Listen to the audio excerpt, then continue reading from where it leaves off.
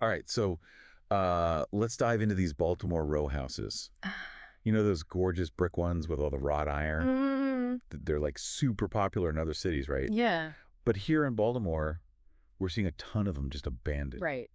and even like slated for demolition. It's Hmm. crazy. Yeah. So today we're going to be looking at this whole debate Okay. using Max Page's article about James R. Cohen's research. Interesting. And it's a really tough issue Mm-hmm. because some people see demolition as like the fresh start Baltimore needs, Right. but then others are like fiercely protective of these old historic homes. Yeah, and it's not just like a couple houses we're talking about here. Mm. Since 1950, Baltimore's population has like plummeted, Oh, wow. and it's left behind all these empty buildings and lots. It's sad to see. Yeah, we're talking over 12,000 vacant buildings, almost 14,000 empty lots. Jeez. It's pretty bleak. Yeah. So the big question is tearing all these buildings down really going to revitalize the city? Right. Or are we missing the bigger picture? See, that's what I find so fascinating. Yeah. Because, like, you've got these neighborhoods Hmm. that are struggling with all these vacant and often unsafe buildings. Right. But then at the same time, those Baltimore row houses are, like, Yeah. highly sought after in other places like Philly or D.C. Oh, totally. They're practically architectural icons. You don't. Yeah. It's Yeah. so weird. It's like a paradox. It really is. It's like you see developers in these wealthier areas like trying to recreate that Baltimore row house style, Right?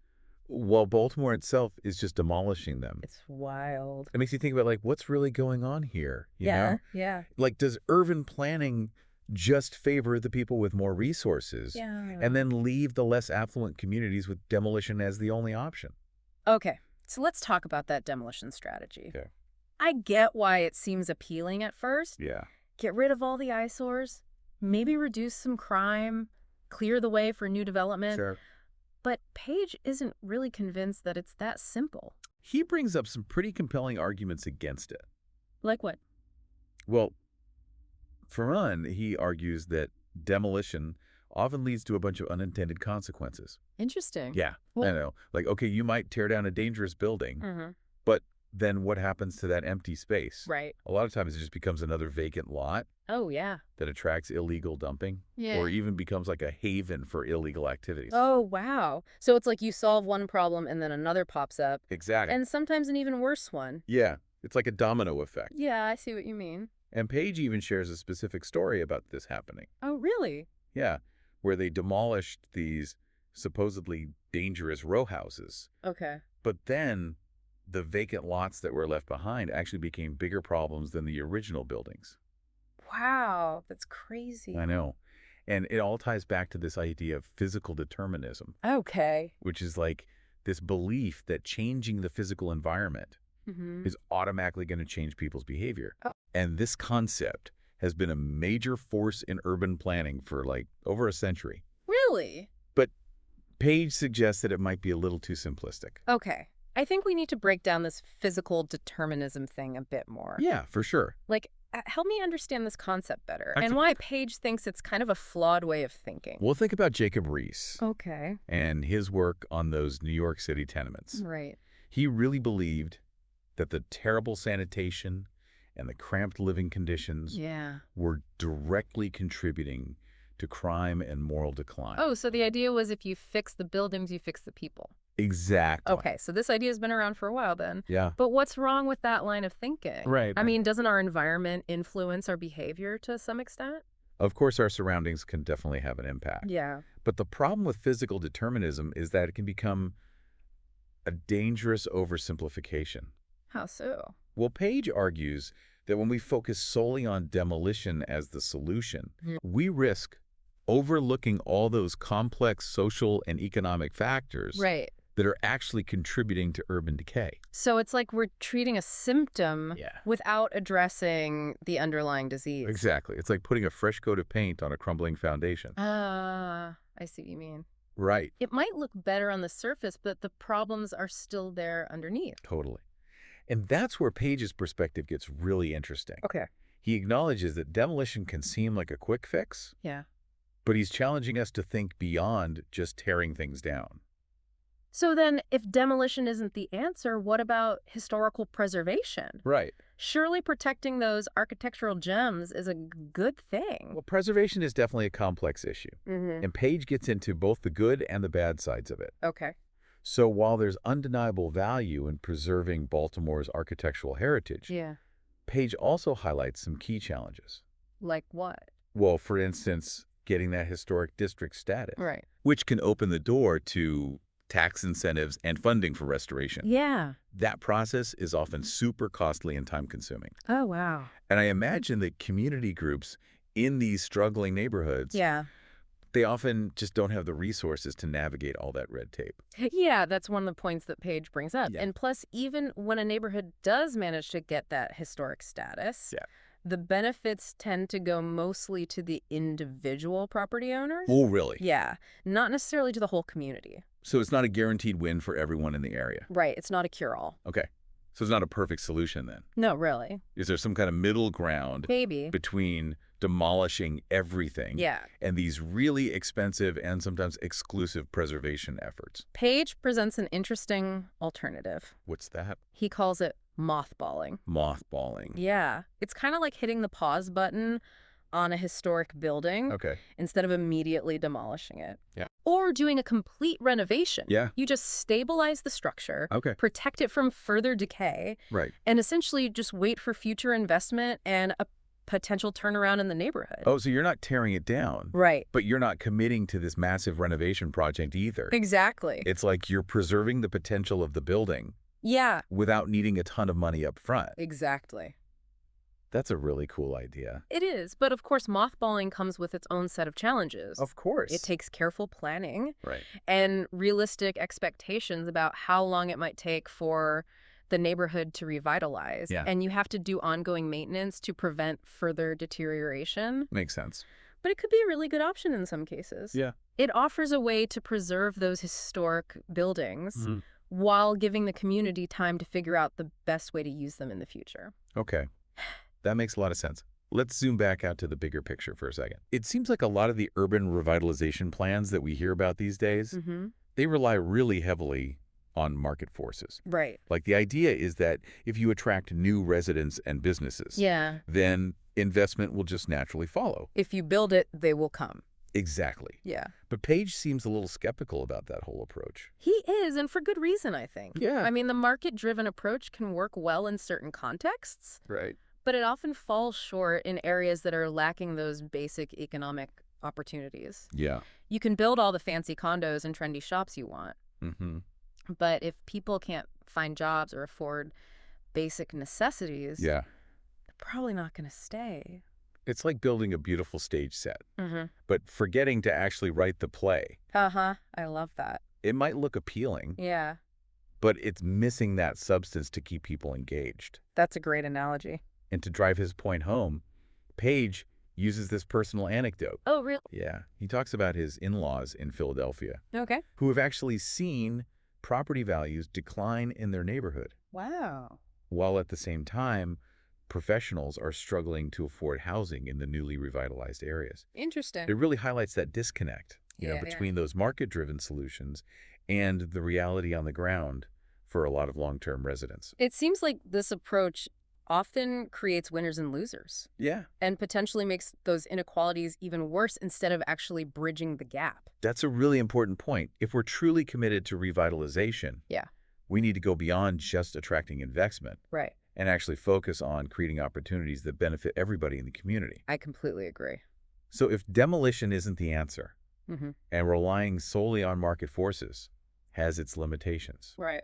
then where do we go from here? That's the question, isn't it? What does Page propose as a more sustainable approach to revitalizing these communities? Well, he calls for a fundamental shift in focus, one that moves away from demolition as the default solution Mm-hmm. and towards a more comprehensive approach that addresses the root causes of urban decline. So less wrecking ball, more community building. Exactly. He argues that we need to invest in human and social capital Okay. alongside physical infrastructure. So things like affordable housing, Yeah. quality education, job training programs, accessible health care.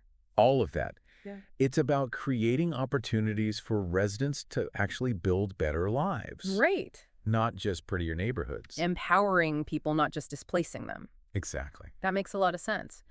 But can we really address the challenges these communities are facing Mm-hmm. without acknowledging those historical and systemic factors that Yeah. have contributed to their current state? Absolutely not. We Yeah. can't ignore the past. Right. Page emphasizes the need to address the legacy of policies and practices Okay. that have led to disinvestment and marginalization in so many urban areas. Mm. So we need to understand that urban decay isn't just an aesthetic problem. Right. It's deeply rooted in the social and economic inequality. Exactly. And that's why just tearing down buildings without addressing those underlying inequalities. Yeah. It's like treating the symptoms without tackling the actual disease. It almost makes you wonder if in some cases demolition is more about erasing the visual evidence of poverty Hmm. than it is about actually addressing the root issues. It's a good point. It raises the question of who really benefits from demolition. Right. Is it the residents of these communities? Yeah. Or is it developers looking for prime real estate? Right. Or city officials hoping for a quick fix to boost property values? And it goes back to our earlier point about whether urban planning sometimes favors the wealthy at the expense of the poor. Exactly. These are tough conversations to have. Yeah. But we need to have them if we want to create truly inclusive and equitable revitalization efforts. So if we're talking about long-term solutions, Mm-hmm. what role, if any, should demolition play in urban planning? Mm. Are there situations where it might be the most responsible course of action? I think it's important to acknowledge that there are definitely times when demolition might be necessary. Okay. For example, if a building poses a serious safety hazard and it's beyond repair, Yeah. then demolition could be the safest option. Right. We're not saying that every single building should be preserved no matter what. Of course not. But even in those situations where demolition is deemed necessary, Yeah, it should never be seen as an end in itself. I agree. It needs to be part of a larger plan that addresses what comes after the demolition. Exactly. No more creating vacant lots without a clear vision for what will replace them. Right. We need to be more strategic about how we approach these things. For sure. So no more knee-jerk reactions. Mm-hmm. Let's start thinking more long-term about how to create a more vibrant and resilient future for these communities. I completely agree. We need to be asking ourselves some tough questions. Like what? Like, what are the alternatives to demolition? What kind of investments would really make a lasting impact? Mm-hmm. And most importantly, how can we make sure that residents have a voice in shaping the future of their own neighborhoods? That last point is crucial. We've talked about how those market-driven approaches, Yeah. they can sometimes make those inequalities even worse. Right. So how do we make sure that revitalization efforts are truly inclusive? It starts with listening to residents, Okay. understanding their needs, and incorporating their perspectives into every step of the planning process. Yeah. Too often, these revitalization efforts are imposed from the outside Right. without really understanding the community's values and priorities. So we need to empower residents to be active participants in shaping their own future, Exactly. not just passive recipients of someone else's vision. I couldn't agree more. And it also means supporting those local organizations Hmm. that are already doing amazing work in these communities. Right. Groups that are providing essential services, Hmm. fostering a sense of belonging, and empowering residents to advocate for themselves. So it's not just about investing in bricks and mortar. No. It's about investing in the social fabric of these neighborhoods, Exactly. strengthening those networks of support that are already there. True revitalization is a holistic process. It's about addressing the physical, social, and economic needs of a community Right. in a way that's sustainable, equitable, and driven by the people who actually live there. So it's about building communities, not just buildings. Exactly. And that's where the real magic happens. When residents feel a sense of ownership and pride in their community, Yeah. when they have a voice in shaping its future, that's when we see truly transformative change. It's inspiring to think about what's possible Yeah, when we move beyond those limitations of demolition right. and embrace this more creative, collaborative approach. And it's not just about aesthetics or property values. It's about creating a more just and equitable city Yeah. where everyone has the opportunity to thrive. And that brings us back to Baltimore's row houses. Full circle. We started this conversation with a question. Mm-hmm. Can these historic structures be saved? Right.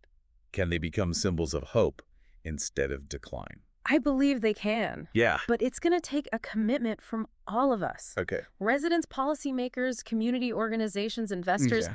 We all need to embrace this new way of thinking about urban revitalization. It's about shifting our focus from demolition to possibility, from Exactly. seeing these buildings as problems to be eradicated Hmm. to seeing them as assets to be reclaimed. And it's about recognizing the inherent value of these communities, Yeah. the resilience, the creativity, the deep sense of history and connection that Great. you find in these neighborhoods. We can't just bulldoze our way to a better future. We can't. We need to invest in the people, the places, and the potential that already exists. And when we do that, I believe we can create a Baltimore Yeah. and countless other cities Mm-hmm. where these historic structures stand tall, Yeah. not as relics of a bygone era, Right. but as vibrant centers of community life for generations to come. That's a powerful vision, and it's one worth fighting for. Yeah. So as we wrap up part one of our deep dive, Okay. I want to leave you with one final thought. All right. What role can you play in shaping the future of your own community? How can you contribute to a more equitable, sustainable, and people-centered approach to urban revitalization? Good question. Because the solutions aren't going to come from demolition. Yep. They're going to come from us, Right. working together to build the kind of cities we want to live in. And that's a future worth building. Absolutely. We'll be back in part two to explore some inspiring examples of communities that are doing just that. Looking forward to it. We're back and still kind of digging into this whole thing with abandoned housing in Baltimore. Yeah. You know, before we left off, we were talking about how demolition, while sometimes necessary, is often treated like the go-to solution, Yeah. especially when it's tied to that idea of physical determinism. Yeah. It's worth revisiting that concept, I think, because it gets at how we view the connection between our environment and our social problems. You know, this idea that if we just change the buildings, poof, people's lives will magically change too. Right.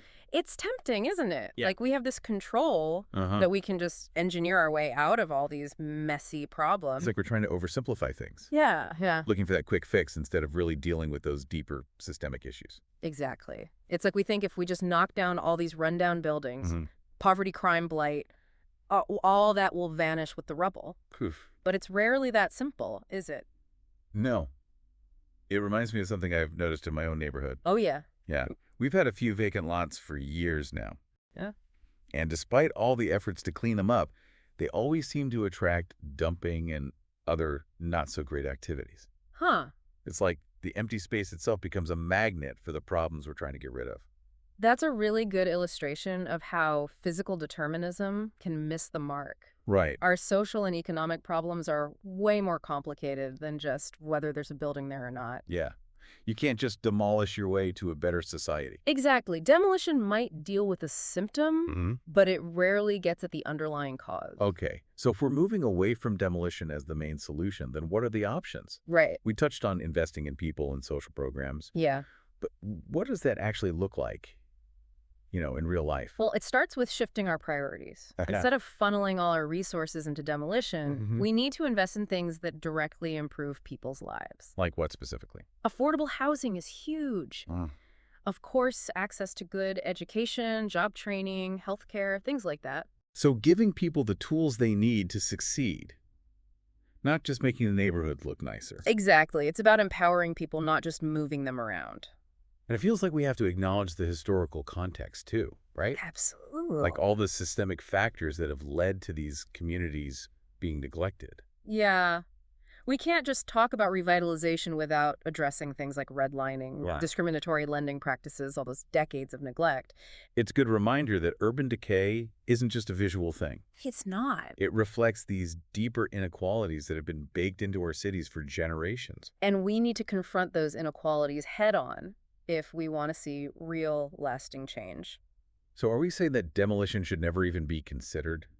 I wouldn't go that far. Okay. There are definitely times when it might be the most responsible choice. Like when? Well, if a building is truly dangerous, Yeah. like a real threat to people's safety, and it's beyond repair, then yeah, demolition might be the best way to go. Yeah. But even then, it shouldn't be a knee-jerk reaction. It needs to be part of a thoughtful plan. So no more creating empty lots without a clear idea of what will replace them? Exactly. We need to be more strategic, more forward-thinking. Yeah. And less reactive. We need to be asking ourselves some tough questions. Okay, what kind of questions? Like, what are the alternatives to just knocking everything down? Mm, What investments will actually make a real difference? right. And how can we make sure that residents have a say in how their neighborhoods change? That last one is so important. It is. We talked about how market-driven approaches can sometimes backfire Yeah. and actually worsen those inequalities. Mm-hmm. So how do we make sure that revitalization benefits everyone? It starts with actually listening to the people who live there, Yeah. understanding what they need, and making sure their voices are heard throughout the planning process. Okay. Too often, these revitalization efforts are just imposed on communities Right. without truly grasping what they value or what their priorities are. It's like we're saying, okay, here's this shiny new neighborhood, Uh-huh. but it doesn't actually reflect what the people who live here want or need. Exactly. We need to give residents more agency, Mm. empower them to be active participants in shaping their own communities, not just passive recipients of someone else's vision. And that means supporting those grassroots organizations too. Right. Absolutely. The groups that are already doing great work on the ground. The ones providing essential services and building that sense of community. Exactly. They know what their communities need better than anyone. So it's not just about the physical buildings. Yeah. It's about investing in the social connections that already exist. True revitalization has to be holistic. Right. It's about taking care of the physical, the social, and the economic needs of a community. And doing it in a way that's sustainable, Yeah. equitable, and led by the people who actually live there. That's when you see real transformation. When people feel a sense of ownership and pride in their community, Yeah. when they have a real voice in shaping its future. That's powerful. And it's inspiring to think about what's possible when we move past just demolition Yeah. and embrace this more creative and collaborative approach. It's not just about looks or property values either. It's about creating a city that's fair, Yeah. where everyone has a chance to do well. And that brings us back to Baltimore's row houses. A full circle again. We started by asking, can these historic buildings be saved? Right. Can they be symbols of hope instead of decline? I think so. I do too. But it's going to take all of us working together. What do you mean? Residents, policymakers, community groups, investors. Everyone needs to buy into this new way of thinking about revitalization. It's about changing our perspectives. It is. From seeing these buildings as problems to be demolished to seeing them as assets that can be brought back to life. Exactly. And recognizing the strength of these communities. Right. Their resilience, their creativity, that deep connection to history. We can't just bulldoze our way to a better future. We can't. We need to invest in the people, the places, the potential that's already there. And if we do that, I really believe we can create a Baltimore and so many other cities Yeah. where these historic buildings aren't just remnants of the past.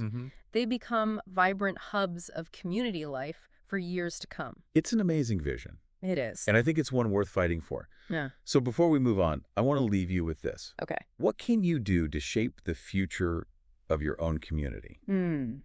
How can you help create a more equitable, more sustainable, more people-focused approach to revitalization? Because the answers aren't in demolition, they're Right. in all of us. Yeah. Working together to build the kind of places we want to live in. And speaking of building communities, I think it's time to look at some concrete examples of how this new approach is actually working on the ground. We'll be back after a quick break to explore some inspiring stories of communities that are breathing new life into the neighborhoods. Stay with us. All right, so we're back, and I think it's time for something a little different.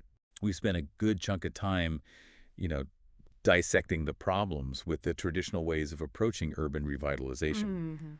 But now I think it's important to shine a light on some of the cool stuff that's actually happening out there. Definitely. Communities that are finding creative ways to take these abandoned spaces and turn them into something positive. Yeah, that's where this conversation gets really exciting, I think. I agree. We've been talking about the need for a more holistic approach, Right. one that's really centered around people. Yeah. And there are communities all over the country proving that this isn't just some theory, it's actually working. So let's get into some specific examples. Okay. What are some of these innovative things you're seeing? Well, one thing that stands out is this focus on community ownership Okay. and empowerment. So instead of relying on outside developers Yeah. for those top-down solutions, Exactly. these initiatives are prioritizing input from the residents and getting them involved right from the start. From the ground up. That makes a lot of sense because we talked earlier about how those traditional revitalization efforts can sometimes lead to people being displaced. Yeah, displacement's a big issue. So how do these community-driven projects make sure that the people who have been living there for a long time actually benefit from the changes? Well, they build in some safeguards. Like what? Things like community land trusts, where the land is owned by the community as a whole, Oh, interesting. or inclusionary zoning policies that require a certain amount of new housing to be affordable. So it's about creating a system where the benefits are shared more equitably. Exactly. Not just concentrated in the hands of a few. That's really encouraging to hear. It is. But community ownership is just one part of it, right? Right.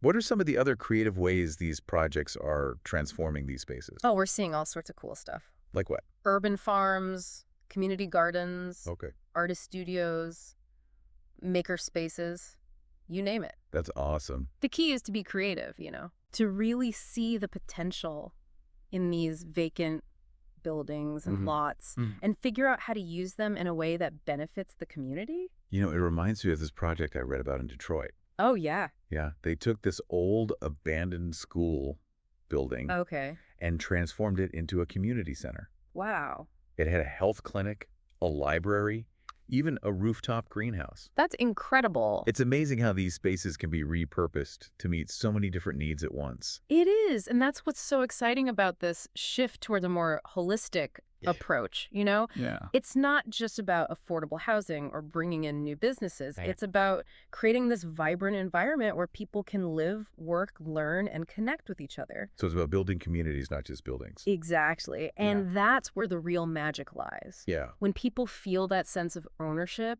and pride in their community, when they have a real voice in shaping its future, Yeah. that's when you see real lasting change. It's pretty inspiring to see what can happen when we ditch that old demolition mindset It is. and embrace something more collaborative, more creative. And it's not just about aesthetics Well, or property values. It's right. about building a city that's more equitable. Where everyone has a shot at a good life. Exactly. And that brings us back full circle to Baltimore's row houses. Yeah. We started this conversation by asking, can these historic structures be saved? Right. Can they become symbols of hope rather than decay? It's a big question. What do you think? I honestly believe they can, but it's going to take all of us working together. Okay. What do you mean? Residents, policymakers, community organizations, investors. Everyone. Everyone needs to be on board with this new way of thinking about revitalization. It's about changing our mindset. It is. From demolition to possibility. Mm-hmm. From seeing these buildings as problems to be solved. Yeah. To seeing them as assets to be harnessed. And it's about recognizing the value that these communities already possess. The resilience, the creativity, the strong sense of history and connection. Right. We can't just bulldoze our way to a better future. No, we need to invest in the people, Yeah. the places, and the potential that already exists. I love that. Yeah. And I think that's a perfect note to end on. So to everyone listening, Yeah. thank you for joining us on this deep dive into Baltimore's abandoned housing. It's been a great conversation. We've explored the complexities of demolition, the potential of preservation, and the power of community-driven revitalization. And we've seen that there's no easy fix. Definitely not. But there is hope. There is. And there's a real opportunity to create a more equitable and vibrant future for these communities. I think so. So let's keep learning, keep questioning, and keep working together to build the kind of cities we want to live in. Absolutely.